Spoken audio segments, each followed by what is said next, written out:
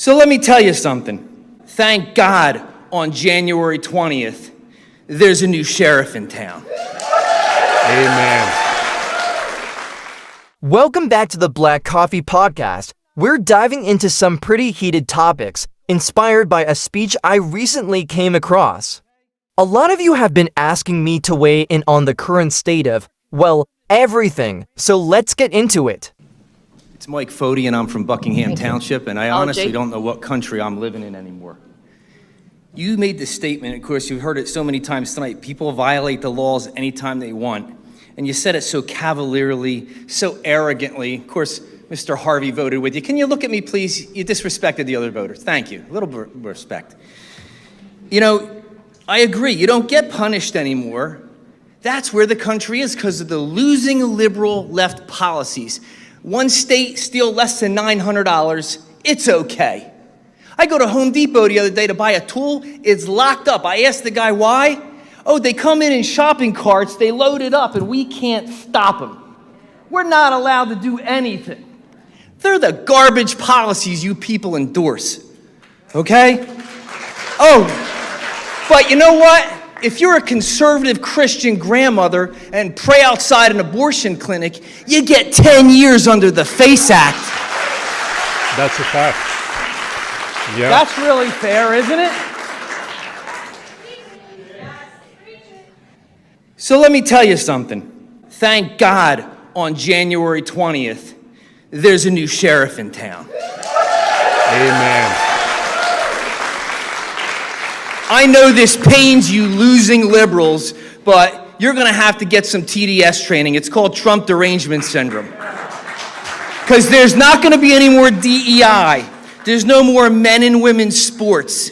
There's no more men and women's locker rooms. Can you imagine your junior high daughter, self-conscious about her body, and she has to change or take a shower next to a naked man? These are the sick policies you people endorse. So that's gone. There's not going to be any more rapists and murderers coming over the border.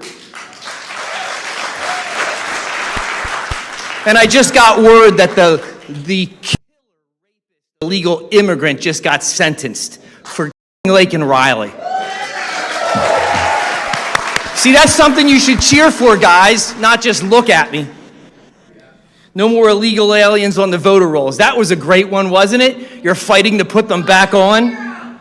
That's just great. But you know what? I know it pains you, but thank God Donald J. Trump is going to reverse it all. And by the way, please stay with these policies because 80% of Americans don't want them, never did, but you guys are too dense to understand this country is founded on Christian values.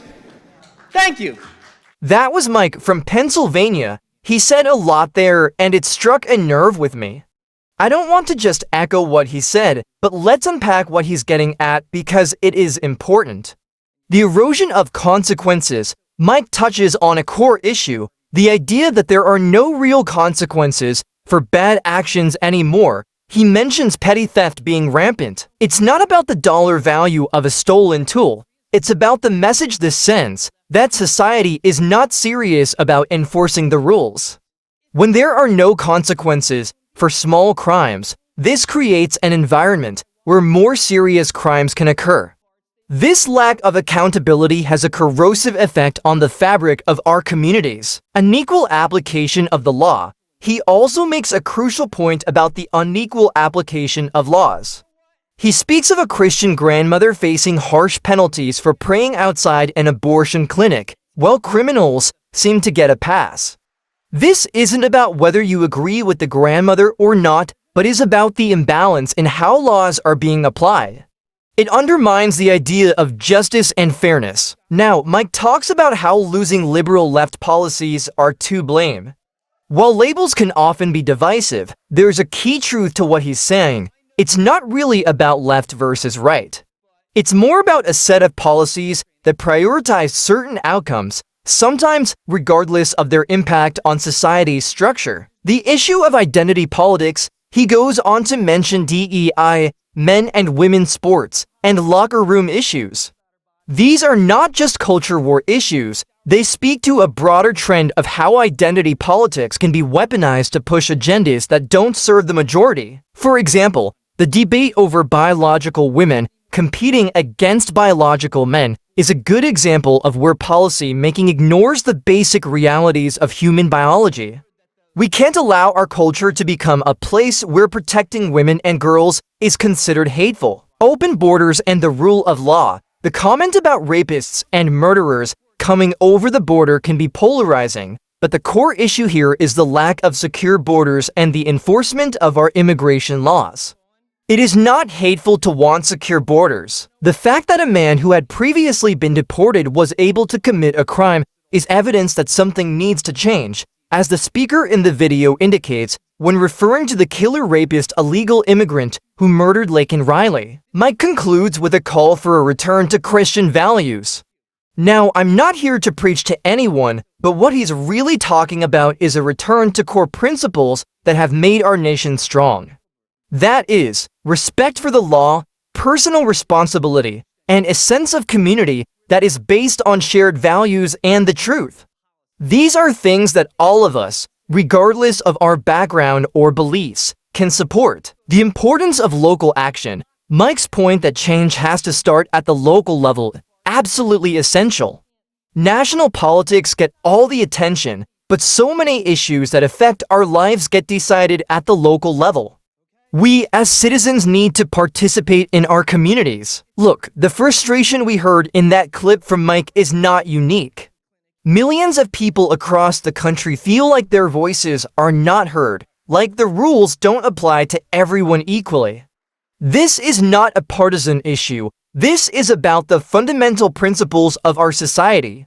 It's about being honest about what's really happening and what we can do to change it. I believe a big part of the answer is personal accountability. I want to hear from you in the comments. Let's have an open discussion on these issues without calling each other names, and let's find a way to get our country back on track together. Thanks for tuning in, and we'll catch you next time on the Black Coffee Podcast. So let me tell you something. Thank God on January 20th, there's a new sheriff in town. Amen. I know this pains you losing liberals, but you're going to have to get some TDS training. It's called Trump derangement syndrome. Because there's not going to be any more DEI.